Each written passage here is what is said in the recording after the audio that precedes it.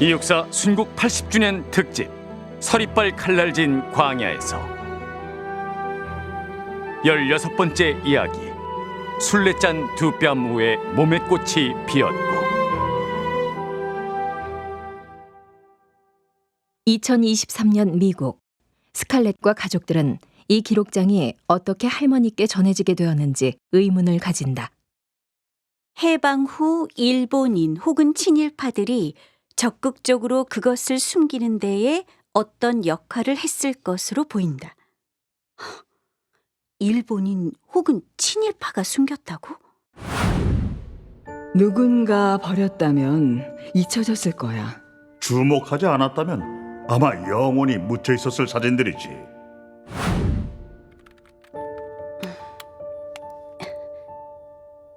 광복 후 친일 관리들이 적극적으로 독립운동 자료를 폐기했고 미처 폐기하지 못한 기록물 역시 은밀히 숨기려고 했다. 친일 관리? 자료 폐기? 근데 이 기록장은 어떻게 없어지지 않고 할머니께 전해졌을까? 이육사의 동정을 계속 주시하고 살피며 보고하는 일을 하는 사람은 일본 경찰과 연관되어 있을 것이고, 그런 사람이라면 이런 자료를 가질 수 있을 텐데. 그럼 아빠, 혹시 이 기록의 작성자가 왕할아버지는 아닐까? 응? 글쎄, 시집과 당시 신문을 간직하고 있는 것처럼 이 노트도 어쩌면 다른 경로를 통해 할아버지의 손에 들어왔을 수도 있어. 지인의 것일 수도 있고. 기록을 작성한 사람과 소유한 사람은 구분해야 하지 않을까, 스칼렛? 노트 어디에도 작성자를 알 수 있는 단서는 없잖아. 그렇다면 왕할아버지는 왜 이 노트를 가지고 미국까지 오신 걸까? 글쎄, 어머니는 당신의 아버지에 대해 말한 적이 거의 없어. 평생 고생만 하고 살다 간 분이라고. 할아버지는 딴 생각을 할 여유가 없었을 거야. 어떻게든 여기서 살아내야 했으니까. 아, 한국인들은 자식을 위해 뭐든지 하잖아. 그분 역시 당신의 딸 셀린 할머니를 위해 그렇게 하신 거지. 어머니는 할아버지가 딸인 자기를 위해 이민을 결정했다고 하셨어. 할아버지는 한국에서 먼 나라로 떠나고 싶어 했어. 정말 그런 걸까? 자식 때문에? 혹시 한국을 떠날 수밖에 없었던 이유가 이 노트 때문은 아닐까? 1943년 7월, 이육사는 경주에서의 임무를 마치고 고향 안동의 원촌 마을로 향한다.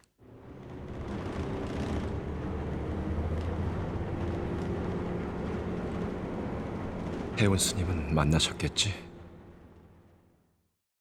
이제 서둘러 원촌으로 가야겠어. 지금쯤이면 동생들은 원촌을 떠났겠군.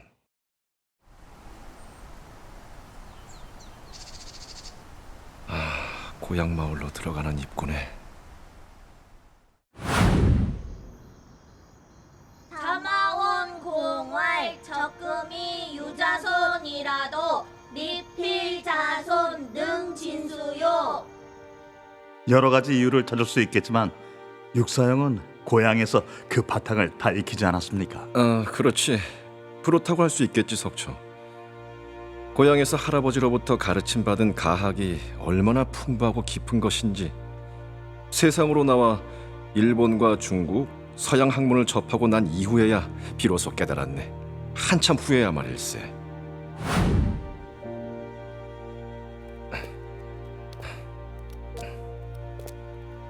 맞아. 아내를 품어주던 곳도 고향이었어. 당신 지금까지 얼마나 많이 잡혀갔다 오셨는지 아세요? 고초를 당하는 당신을 생각할 때마다 제 마음은 어땠을까요?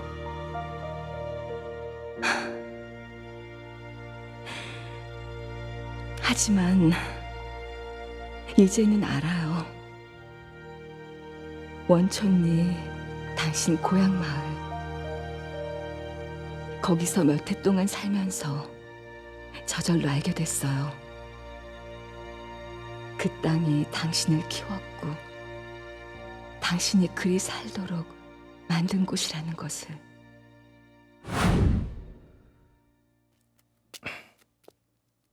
그래, 맞아. 나를 키운 건 이 땅이었어. 하지만 때론 그 의기가 지나쳐 당신을 힘들게 했구려. 시대의 불운이 이 땅을, 우리를 더 아프게 한 것 같소. 눈물을 흘리지 않는 사람이 되리라고 배워온 것이 3살 때부터 버릇이었나이다. 그렇다고 이 버릇을 80까지 지킨다고는 아예 말하지도 않습니다. 본래 내 동리란 곳은 겨우 한 100여 호나 될락말락한 곳. 모두가 내 집안이 대대로 지켜온 이 땅에는 말도 아니고 글도 아닌 무서운 규모가 우리들을 키워주었습니다. 계절의 오행, 이육사 수필, 1938년 12월 24일 조선일보.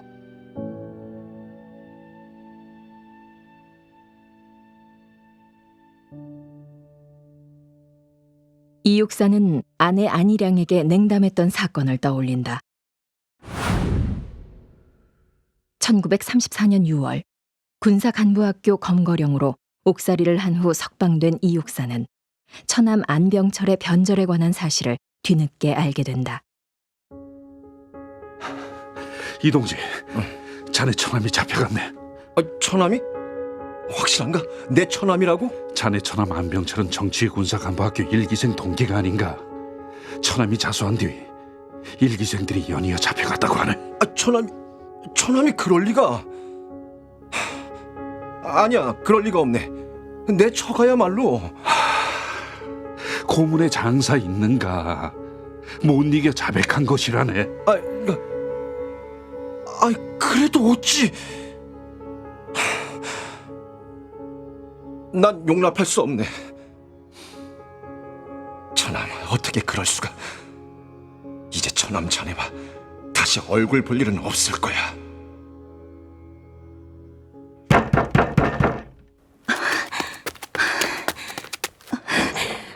오셨어요, 여보? 어머님, 저 원록입니다. 원기영님, 저 들어왔어요. 그래. 원록이 왔구나. 저녁은 먹었니? 저녁상 차릴게요. 데우기만 하면 돼요. 어서, 곧. 어서.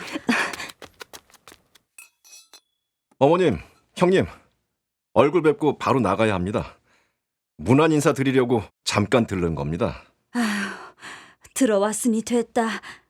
그래도 밥도 먹고 자고 가거라. 그래요, 원로가. 어머님 말씀 따라야지.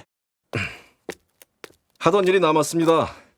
속히 마무리해야 이번호 잡지에 실을 수 있습니다. 무슨 글을 그리 밤을 새우며 쓰는 게야. 잠은 자면서 해야지. 건강을 챙기는 게. 그러면 저녁이라도 들고 가게. 재수 씨가 밥상을 저리 들고 있는데. 괜찮습니다. 간단히 해결하면 됩니다. 그럼 편안히 주무세요. 내일 또 인사드리러 오겠습니다. 원로가. 아우, 이보게, 아우.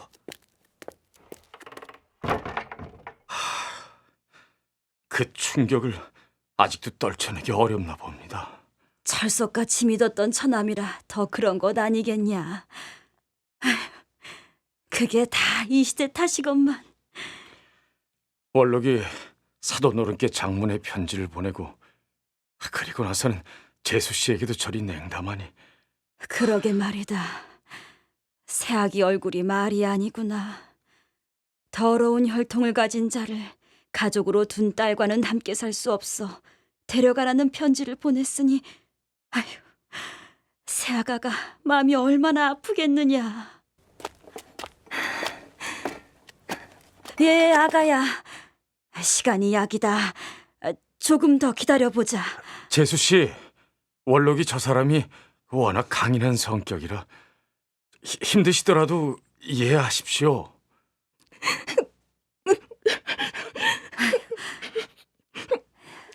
그래, 차라리 그냥 울거라.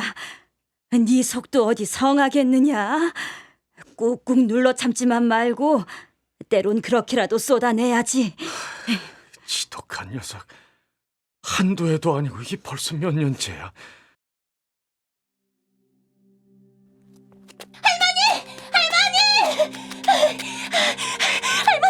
큰일 났어요. 숙모님이. 아유, 무슨 일이냐, 은선아? 숙모님이 둘째 숙모가 막 토하고 그래요. 빨리빨리요. 숙모 얼굴이. 무슨 일이에요, 어머니? 아유, 설마 애미가 어쩌나 이를 어째? 아니, 이게 무슨 일이냐? 아이, 도대체 뭘 먹은 거냐? 어머니, 저 장독대. 아유, 저 간장을 들이킨 게야. 아이고. 어서 물. 우선 이 물부터 마셔라. 쌀뜨물 가져오너라, 빨리. 토해내게 해야 해. 재수 씨가 용케 잘 버틴다고 그리 생각했는데. 그게 어디 하루 이틀이어야지. 네가 힘든 건 알았지만 이런 생각까지 하는 줄은 몰랐다. 한 번도 아니고 이렇게 생목숨을 끊으려 하다니. 어머니. 사람이 어떻게 다 원록이처럼 강할 수 있겠느냐. 네 친정 동생 원망하지 마라. 그 모진 고문 이겨낼 자가 어디 흔하겠니? 그저 나라 잃은 게 문제가 아니겠느냐. 아유, 미안하다. 며느리도 딸인데 이 시어미가 더 미안하구나. 하지만 어쩌겠느냐. 다 지나간다. 참고 살다 보면 다 지나갈 거야.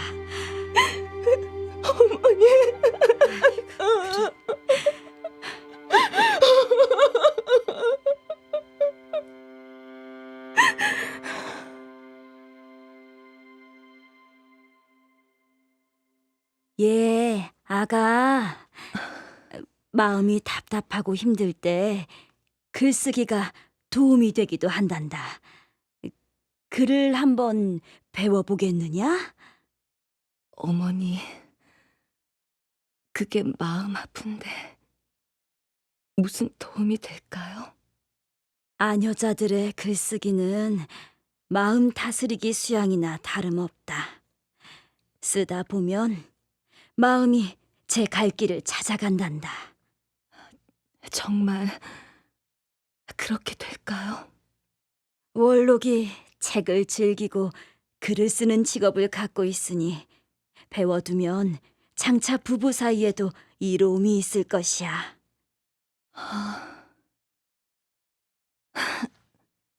어머니, 그럼 저는 배울래요.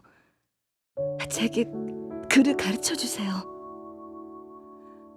서방님이 어떤 글을 쓰시든지 저도 보고 싶어요. 제 속에 담긴 하고픈 말도 끄집어내어 글로 풀어내고 싶어요. 할 수만 있다면요.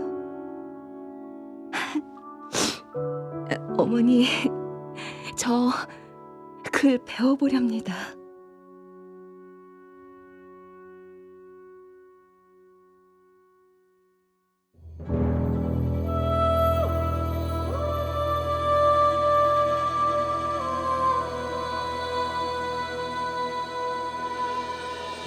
이육사 순국 80주년 특집 서리빨 칼날진 광야에서.